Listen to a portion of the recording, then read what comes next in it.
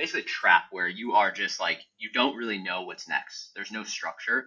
And it's like, hey, do you want to get promoted? Like, well, your role might not exist in a little bit, and like we might need you to pivot. And like I was sick of doing like 8 things at once. Like I just wanted to focus and like grow in a role and hit numbers, and I just was never able in a position to do that. So I think like the lesson learned is find somewhere that's going to allow you to eventually hit your financial goals at the rate that you want, right? Like, and most companies are not going to be able to, they're going to give you the standard, especially public companies, like a standard bump. And so you will have to carve your own path. I had no experience. I didn't even know what 𝐬𝐿&info was. Like I said, I was fresh into the B2B space, which is like, ultimately, I don't think you need to have previous experience with something, because like I'm coming in it with fresh eyes, and I'm learning it as I'm a beginner. And like the key skill is like you learn it to understand it completely, and then you can apply it, no matter what that is, right?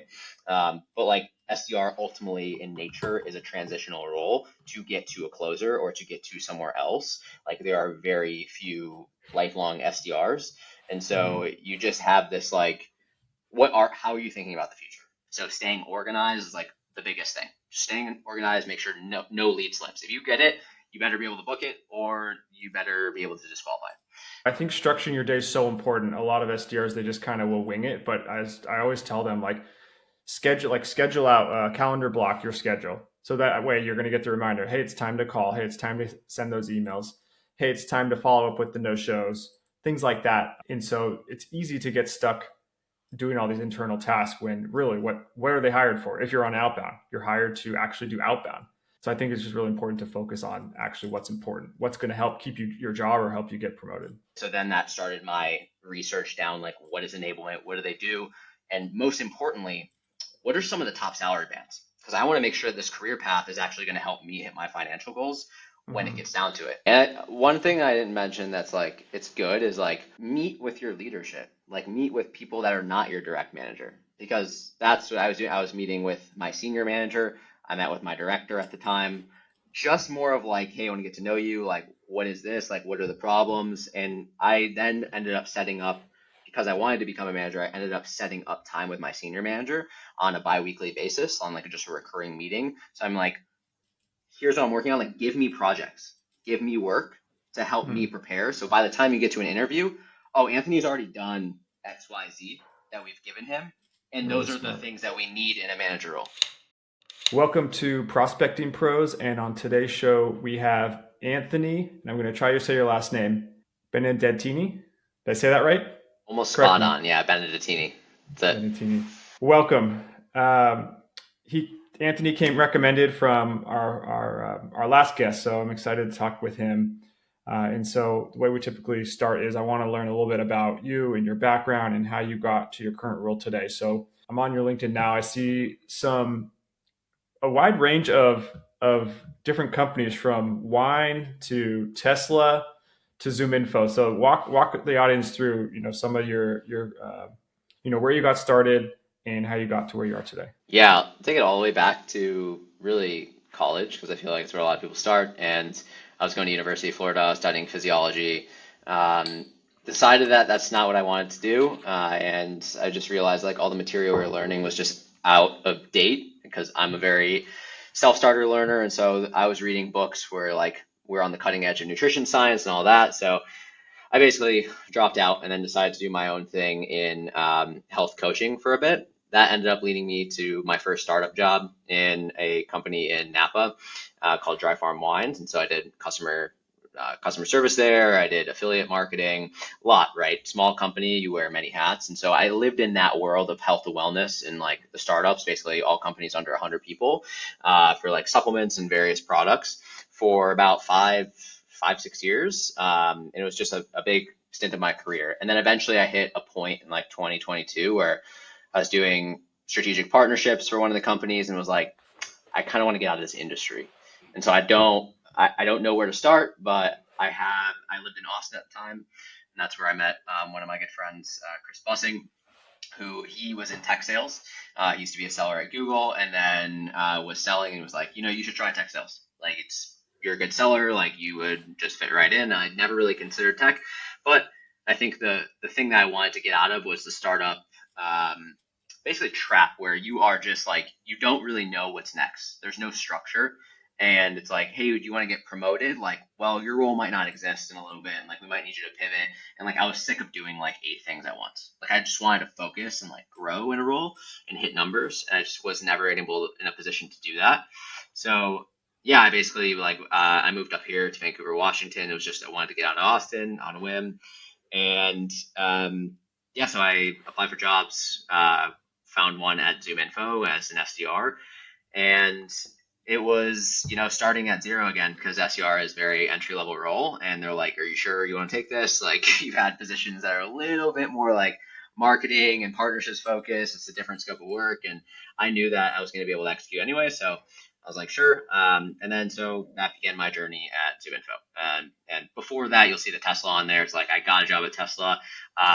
Was like sales oriented, but really like no commissions. So it really taught me like, if I don't have any commission structure here and I'm just a robot behind a screen, like this is not fulfilling at all. And this is not like, basically I saw their rate of career development and like what it would take me to get promoted and pay raises. And I was like, that's not at the rate I want to move. So I think like the lesson learned is find somewhere that's going to allow you to eventually hit your financial goals at the rate that you want. Right. Like, and most companies are not going to be able to, they're going to give you the standard, especially public companies, like a standard bump. And so you will have to carve your own path. And it's kind of what I did here. When I was an SDR, I did very well as a top performer on inbound, and then to outbound, I worked on our customer side. So R&G, working with existing customers, and upselling into that base, more specifically on the renewals. So did really well there, and was thinking about becoming an SDR leader, and was on that track doing projects, really wanted to go forward with it. And it's because I enjoyed training, and I enjoyed training others, and I would develop these trainings for teams. And basically this enablement position open. I was like, I don't even know what enablement is. I've never heard of it. But I knew that we had a trainer and like an enablement guy. So I put my name in the hat, eventually got the position, and that kind of started my journey there. And so it was really like, you start to learn of like, okay, you're executing against numbers, which I really liked as an SDR. Like it's a very systematic role. Like you find your system that works well for you, you repeat it, you show up every day. And so coming from health, I had the energy management side, like have a ton of energy. I know like how to manage my day in terms of like my energy levels and focus.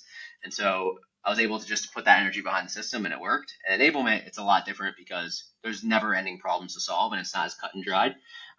You are in a salary role, so you have to like understand what projects you're working on, and it's more project based. So my workflow changed, but ultimately it just came from like the biggest things you learn in enablement are just aligning with other stakeholders across the business and collaborating. And I think that skill is super important, which also gets you visibility for your next steps, right? The more you're in a room with different leaders and you're showing value and you are able to articulate and sell your ideas and run initiatives you want, puts you in a position to succeed. So after about a year of SDR enablement, I got hired into AI enablement, but originally it was basically revenue technology enablement. So I was going to enable on our tools, our tech stack, like Outreach and Clary and anything our sellers use. But we at that time launched our own internal chatbot at the company.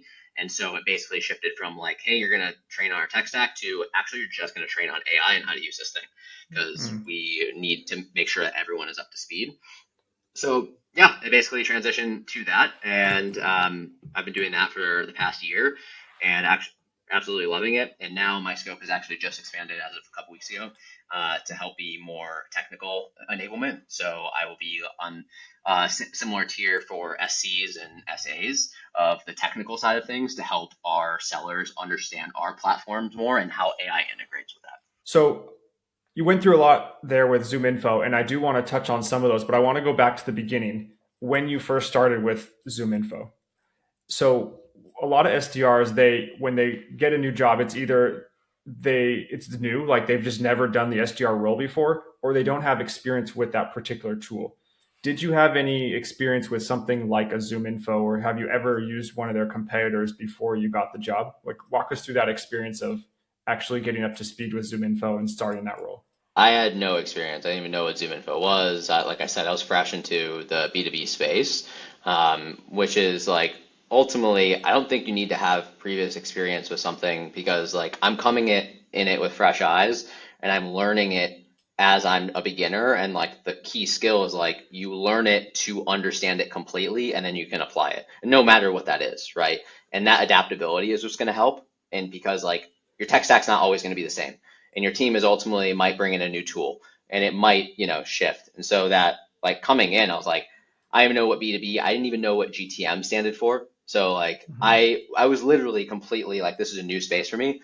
All I knew was that like I just had to learn the system. I had to try, and like a couple months in, it was tough. I was like, shit. I was like, is this like, what did I sign up for? I was like, this is not the health and wellness space work that I'm doing, and like I don't know if I could do this, but I just decided to stay with it because if you saw my resume before, it's like I was hopping around like every 1 to 2 years, and so I really wanted to find a place where I like could stay and build an actual career. So like coming in, it was really just like familiarize yourself with the tech stack, with the tools, really like understand them. With my science background, I like to understand things at like the mechanistic, like ultimate, like core level. If I understand that, I'm able to articulate it better, I'm able to use it better. And so that was my primary goal, was like learn how to use everything so I can apply it. I agree with you. A lot of the clients we take on, they're like, "Oh, do you have an SDR with this specific experience?" I'm like, "No," but that doesn't matter. Like, a lot of the good SDRs, you can put them in any company and give them a few months, and they'll get up to speed, and they're just going to start kicking butt. So Yeah. there are a lot of. It does require a lot of. It's tricky as a hiring manager to weed out who's going to be good and who's not. I think hiring for SDRs and BDRs is very challenging. But you must have done something right to convince the hiring manager like, hey, I don't have experience here, but they must have saw some skill sets in you. What is that like? Do they do mock calls with you? What's it like to onboard and ultimately get hired as a SDR with 𝐬𝐮𝐬𝐫?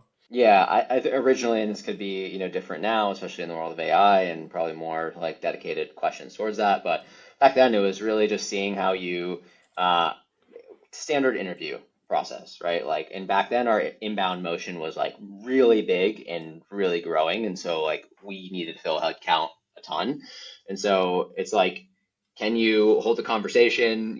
Are you committed to like this being the spot, and like what's your career development? Like, what do you want to do, right? Because I think a lot of people can take a job and they're just like, oh, it's just a job, right? But like SDR ultimately in nature is a transitional role to get to a closer or to get to somewhere else. Like there are very few lifelong SDRs, and so you just have this like, how are you thinking about the future? And if you're able to show that, and they ask you, a couple questions of like, have you done your research of like, if someone were to ask you what is 𝐬𝐿 at a bar that you met, like what would you say, right? So like giving your elevator pitch, your brevity, and just how you communicate is a lot of it.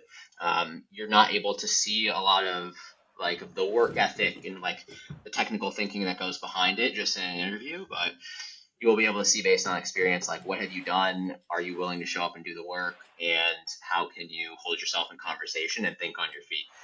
As you know, like a lot of SDR is also just like thinking on your feet. Like people are going to ask you stuff that you just have no idea what it is, and you need to either know how to like, deflect or articulate it in a way like and communicate if you don't know something. Since I worked, about 2 years in customer service, like I handled every situation under the sun like in terms of de-escalation and people getting pissed at me. So it's something that like I think like with a resume, but if you don't have that resume experience, it's really like hold yourself in a conversation, be able to think on your feet, and then like have some kind of vision for yourself in the future. And when you did start there, what was it like? Walk us through? I guess I'm more curious on, or tell us both the inbound and outbound. Like, were you heavy on the phones? Were you doing a lot of custom emails, account research? Like, walk us through the different scopes of work that you. I guess what were you more responsible for on the inbound and outbound side? Yeah, on the inbound, it's our SLA here is 90 seconds. So it's like you get a lead and you got to respond and call within 90 seconds. So, we're on top of it. So most of my day is on the phone and then sending emails too. And then, so like inbound was a pretty, like I said, systematic, repetitive motion. It's like you get a lead, you book it, right? Or you do with, you don't book it and you follow up on it, or you DQ it, you status it. Like, and is that mainly like discovery? Like, so it comes in, then you're discovering / qualifying, and then you're like, all right, I'll set you up with my AE type of thing. Exactly. Yeah. It's like it is all just discovery and qualification. And so really knowing, I feel like that is that skill set initially, is like having that discovery, being able to ask the right questions to set up that need or to have them open up a bit.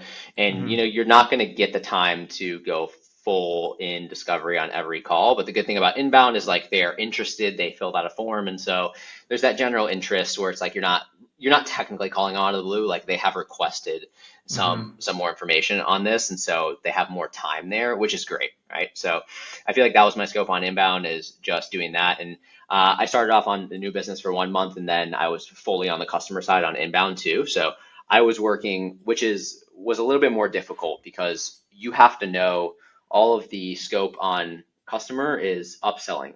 And so it's not like if you're on new business, it's the same pitch every time. It's, hey, great, you need access to data or you have this problem. But pretty much the entry into the doorway is like everyone's looking for data, everyone's looking for contacts, right? It's like the same thing. With the customer side, you like you they've already got the data. And so do you know our product suite well enough to actually be able to recommend the right solution for them for the specific title or persona? And so that was really the same thing with like ZoomInfo. It's like you just learn our product suite, and I love learning product. So that for me was like, cool, I'm going to know our products. I sold usually more of our like fringe products like Marketing OS or, our chat or Enrich or operations, because I could speak to them clearly on a call to these personas and be able to upsell. So that just translated into better information, and like a better skill set when I got to outbound, because I could speak to our products very well. And That's then nice. you just learn, it's like you just learn the skill of like cold calling and like sheer output, right? Because on inbound, you are limited to what leads come into you and what you have available to work. I cannot work anything outside that. It's like my leads, and I just make sure I stay on top of them. So staying organized is like the biggest thing. Staying organized, make sure no lead slips. If you get it, you better be able to book it, or you better be able to disqualify it. So when it gets to outbound, it's like, oh, now you have free range. Like now you actually have like calendar autonomy. So I can choose how I structure my day. As long as I'm working within the hours, I choose how to structure my day, and I can either make my calls in this block or I can send emails. And so that creating a system part of it that you can run your output in and outbound was the biggest thing. And for me, I got put on, like I said, I was focused more on renewals. So we had a team that was actively chasing renewals that were in 3 months to 6 months, and reaching out to those people, setting up calls for renewals and discussing anything else that could be a potential upsell. So on that, my team was pretty much all East Coast, and I'm on the West Coast here. So I decided I'm just going to work pretty much from like 5:30 a.m. till 2:30 p.m. Early. Like I just got up. I'm an early person regardless, so I'm like, I'm just going to get that done. But in the morning, I live with my girlfriend, so I couldn't like cold call in the morning because she's sleeping. And so I basically, like, my system was, I'm going to wake up and I'm going to fire off like 50 to 75 emails right off the jump.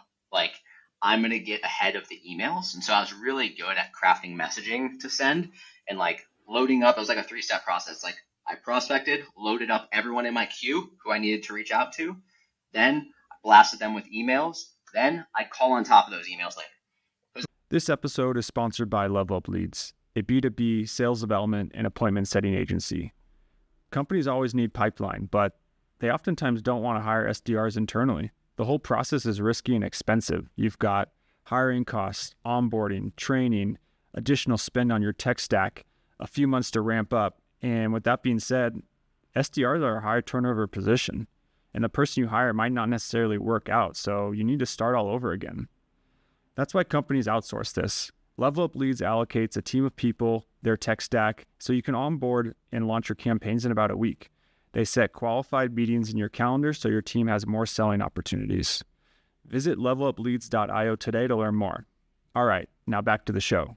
Then by the time I'm calling, they've already seen my email. They already see my name.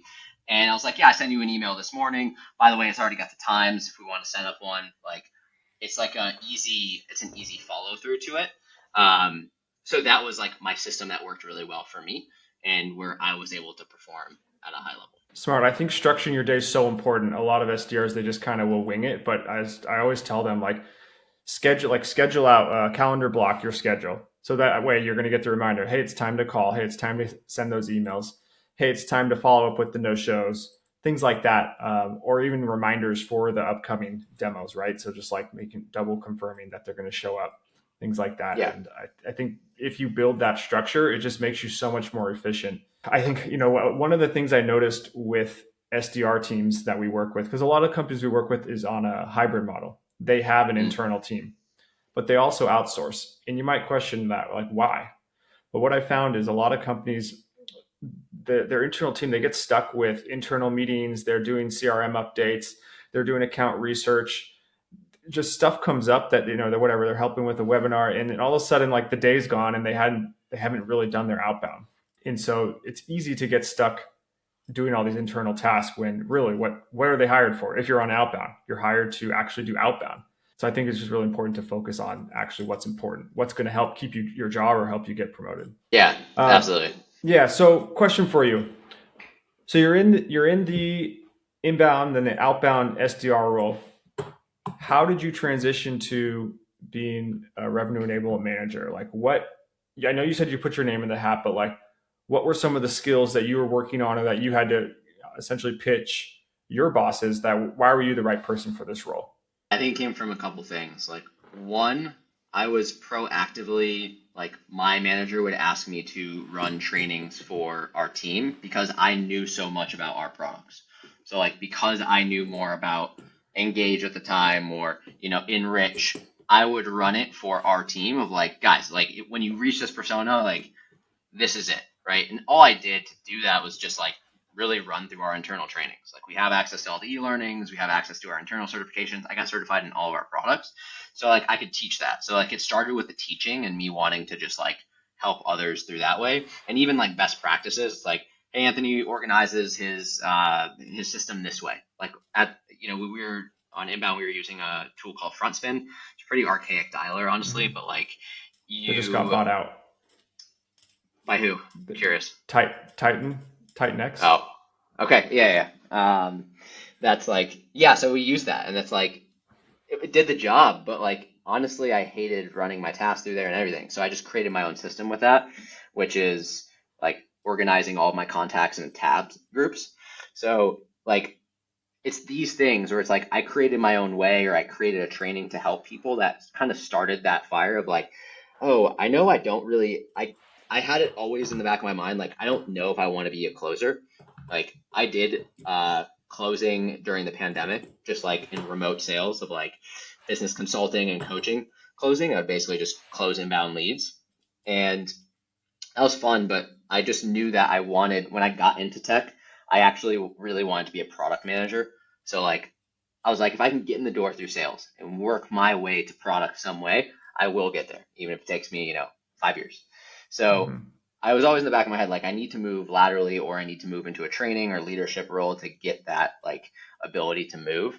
And so, yeah, it starts with the training and then it gets down to the point I have performed in my role at the top level for, now almost a year, like 11 months by the time I got promoted, literally never leaving like a number one spot. So they're like, okay, he's competent. He can do the job. It's not like I was doing it to escape my bad performance. I was doing it because I actually wanted to go into the next step. And like I mentioned before, like I thought SDR manager was the next step, but this opportunity, SDR manager for an outbound team that I wanted to manage, it's not like it's like clockwork, like every 3 months, whatever. It's like whenever that spot opens up. And I was like, all the managers here seem pretty damn happy with their job. So like, I don't think that's going to open up for a while. And this was open, and this enablement role was open for about, I want to say 2 to 3 months. So I knew that they were trying to fill it. So I was like, okay, this could be it. So then that started my research down, like, what is enablement? What do they do? And most importantly, what are some of the top salary bands? Because I want to make sure this career path is actually going to help me hit my financial goals when it gets down to it. Because when I was on outbound, I was doing extremely well to the point where I was definitely one of the top earning SDRs. Like, I was making a great living. So I was like, honestly, I'm probably going to take a pay cut going into this.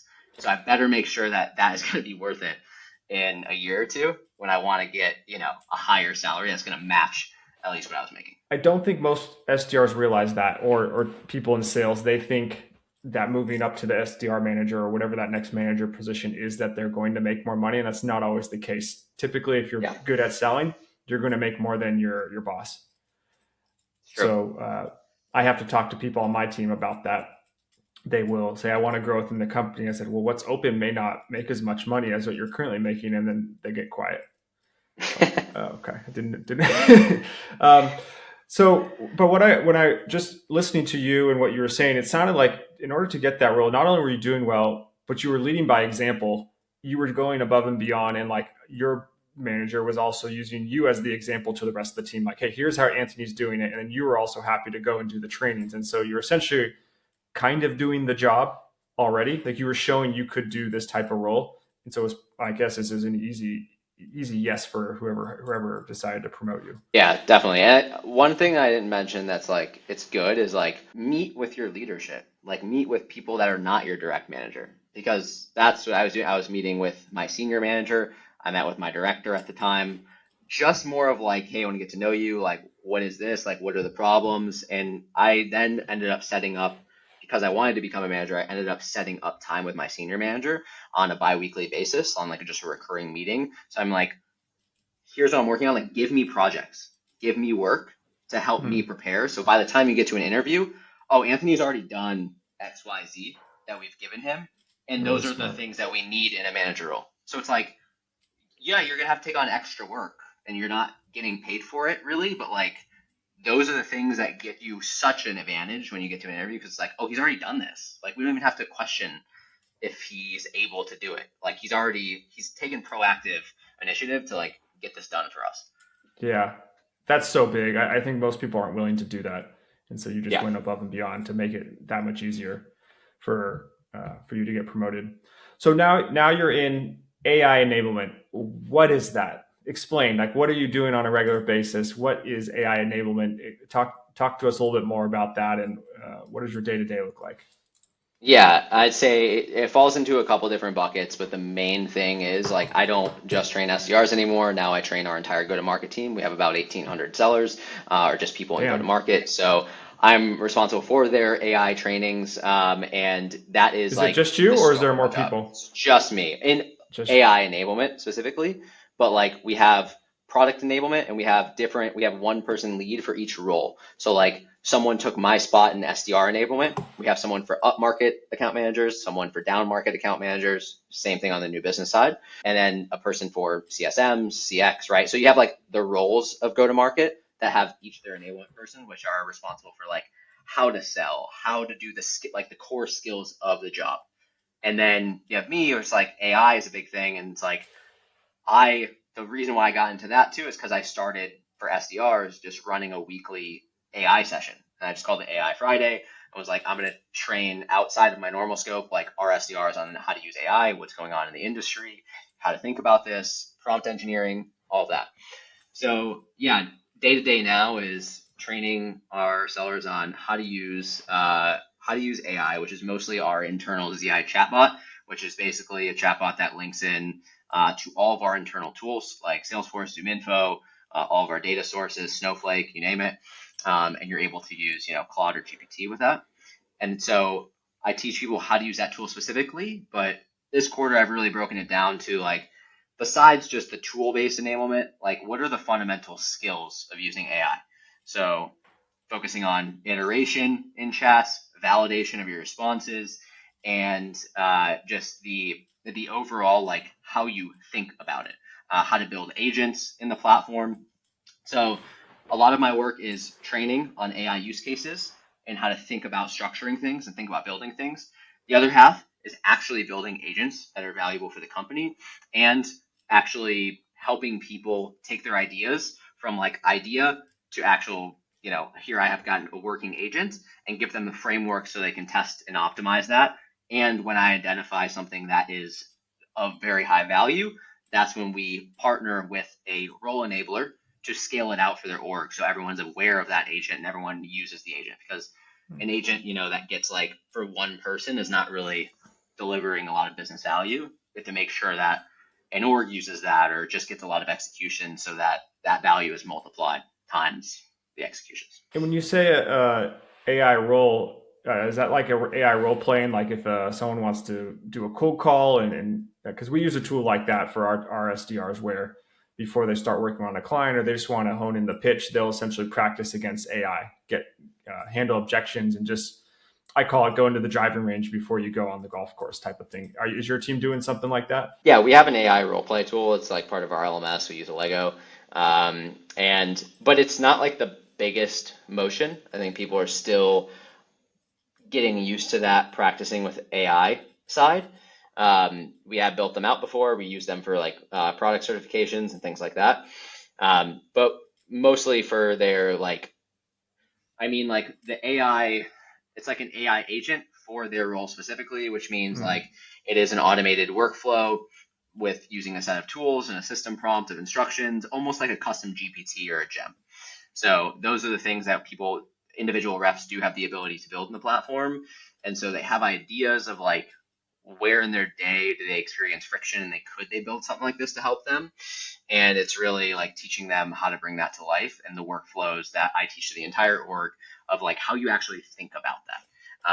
From like start to finish, from ideation to the process and the testing and the optimizing part, to the tool selection in between. So yeah, it's really just getting people to be more proficient with AI so they can really amplify the outcomes that they're getting. So what are you doing though for yourself to really like stay ahead of the curve, right?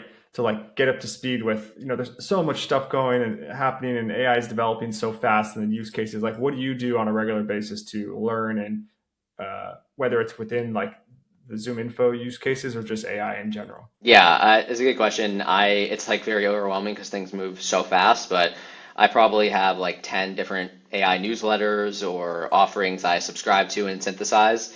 And so I'm always getting updates on like the latest thing or the latest trends to be aware of, and noting too that not everything is going to be applicable internally here. So there's like a combination of like, what are we able to do with our tools and how do I break that down into like core skills that they can take across with like that are basically like model agnostic, right? You want to use Claude, you want to use GPT. It's more so how to think about things because they're all just like the models are getting so similar now that you're going to be able to do what you need to do. But where I stay on top of that is mostly newsletters. Those newsletters are really like my source of truth because these are from thought leaders in the industry. A couple of people I follow are like, her name's AI Alley, or Ruben Hassid does one called How to AI. And, like for some of these people that are teaching me what is the industry focusing on, right? So I need to have a pulse of like, where is the industry going? Like go to market AI related news where it's like, this is happening in here. Oh, MCP is coming out. Like, how does that translate internally? Oh, we sell MCP now. So like, I have to be aware of what's going on in the industry where we're heading so I can position things so that sellers can be in the best move to not only communicate that our AI capability to their customers or their prospects, but so that they can understand like what they should focus on in terms of like what's important in AI so that where we're going as an industry, like, okay, you don't need to know like prompt engineering to the nth degree now because like it's different. Like the capabilities are different, how we go about AI different. It's more on the context engineering side. It's more on the actual skills and how you connect tools, right? Most of our sellers will not need to know Claude code right now. So it's like, it's fine. Like I can experiment with that on my own side. Same thing with OpenClaw. I experimented OpenClaw right when it came out, got myself a Mac Mini, started ripping that. And it's like, cool. Now what happens is like every major company made their own OpenClaw version. So like that, I still learned a lot from that process, but like eventually the speed at which everything's moving is so rapid that I can answer questions and like understand like this might be good or like deliver the news to people that like this is what's going on in the industry is what you need to be aware of. So it's like, yeah, it's a multi-pronged approach, but ultimately I need to know where we are headed, where we're at, and what skills to focus on. Yeah, it's such an interesting topic, and even if there's things being talked about in AI that is not applicable to your business, it's still like get your gears turning like, well, maybe there could be in the future, like maybe I need to pay attention to like how this is working. And also just trying to keep up. Like I'm not a technical person, but I really like hearing about the use cases and how people are using Claude or using AI. It's very interesting and changing very fast too. Yeah. Anthony, thank you so much for coming on, dropping some knowledge. Where's the best way for people to find you? Yeah, you can check out my LinkedIn. I'm sure you'll link my full name there because my last name is quite a tongue twister to pronounce. So, Anthony Benedettini on LinkedIn. I post about AI content on there, and then just in general, LinkedIn's the best spot. But more than happy to chat with anyone or really like give you insight into what we're doing at 𝐬𝐮𝐬𝐽 in terms of enablement. Love speaking on all things AI. So, really just want to connect with as many people as possible. So, yeah, LinkedIn, best spot. Awesome. We'll drop his LinkedIn profile. Check out 𝐬𝐮𝐬. We're also 𝐬𝐮𝐬 users at LevelUp Leads. We rely on their data for our SDRs as well. So thanks for coming on. Appreciate it. Until next time. See ya.